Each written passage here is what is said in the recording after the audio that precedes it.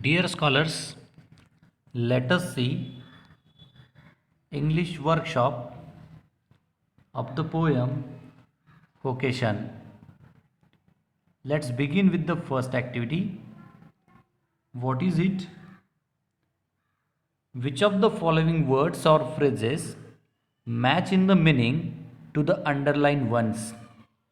So, here all these are the meanings and given below them are some of the phrases and some of them are underlined. So we have to think of the meanings of those phrases from the given meanings. First one, nobody takes him to task. So here takes him to task means scolds and corrects. Second, if he gets baked in the sun. So here baked in the sun means exposed to heat.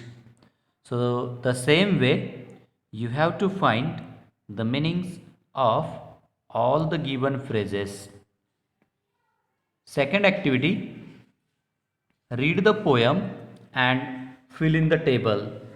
The first column is of time of the day and three times are mentioned: morning, afternoon and night.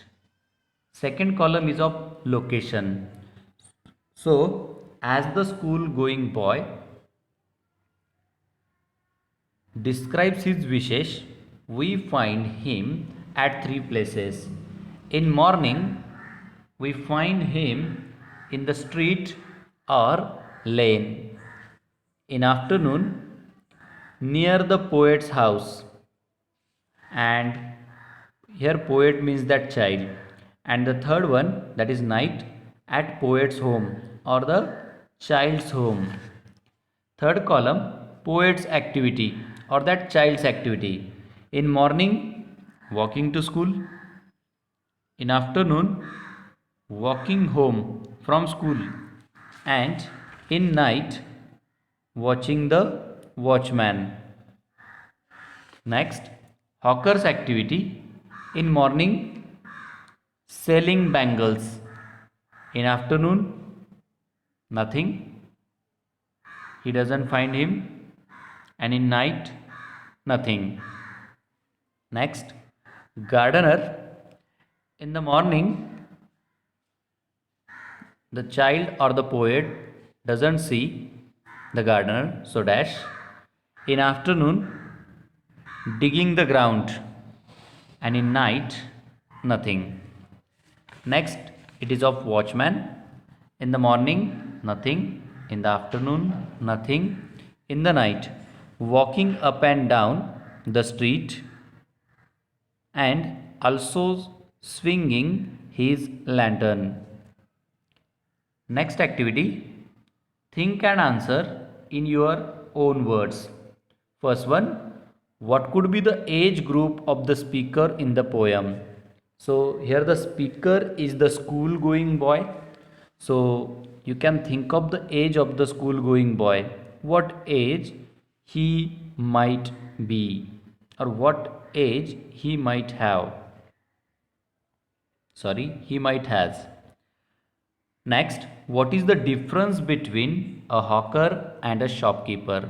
So, similarity is what? Both of them sell the things, but how they sell, where they sell are the differences, and those you have to write in the answer of this question. Next one, how do parents react when they see children soil their clothes in dust and heat? So what are the reactions of the parents? You have to think of those. You might have experience of it and write accordingly. Next, why is the street light compared to a one red-eyed giant? So it is the comparison of that light, street light. It looks like one red-eyed giant, like a monster. So why it is compared? So as it is the night, think of the necessary explanation and write accordingly. Next one, what exactly does the speaker in the poem crave for? Here crave means wish. So what is the wish of the poet, what is the wish of the speaker or the school going boy, that child, that you have to write. Next one, does the poet really wish to become a hawker, gardener, watchman? So the answer is definitely no. Justify your response. You have to write the explanation. So what is that?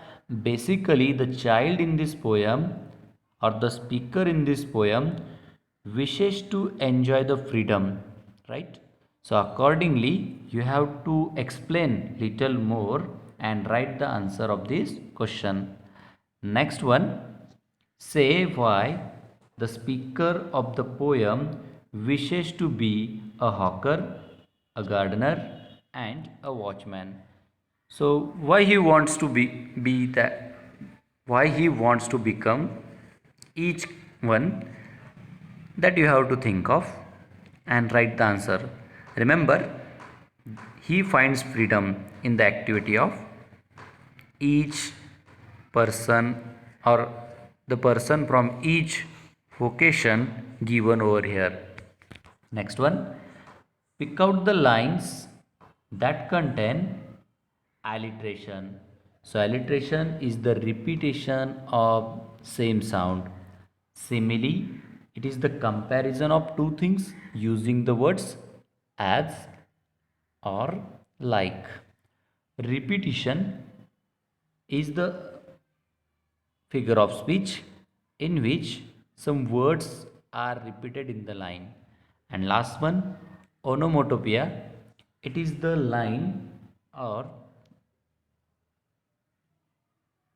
it is the line from the poem in which onomatopoetic words, that is what, words related to sound or words referred to sound, are seen.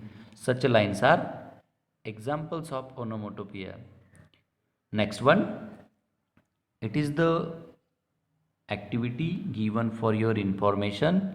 Some poets do not use uniformity in rhyming words nor steady rhythm. Such poems with no uniformity in rhyme, rhythm, length, or lines or stanzas are called free verse. So remember, the poems in which no pairs of rhyming words are found and no rhythm, as well as length of lines or stanzas are not similar, there is no uniformity in them. Such a poems are written in free verse. So the poem vocation is the example of free verse. So what you have to do, you have to find out from this textbook the poem written in free verse. So here are the poets who has written the poems in free verse specially: Walt Whitman, Ezra Pound, T.S. Eliot, Rabindranath Tagore. These are the famous poets who compose poems in free verse. So here is the activity given. I repeat, turn the pages of your textbook and see if you can find other poems in free verse.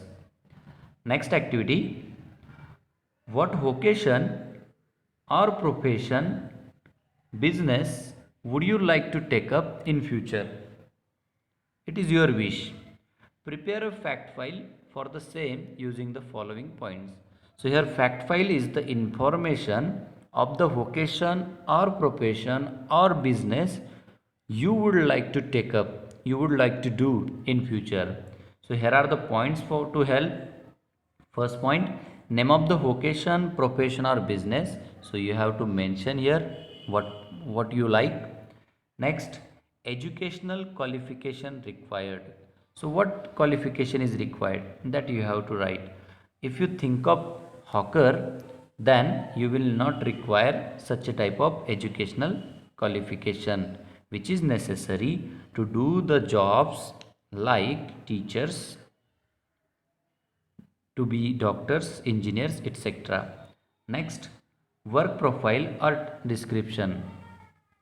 Third one, work profile or description. What type of work is done in that profession or vocation or business that you have to write. Next one, opportunities for advancement. Advancement, that is for future career. What you achieve, that is written in this point.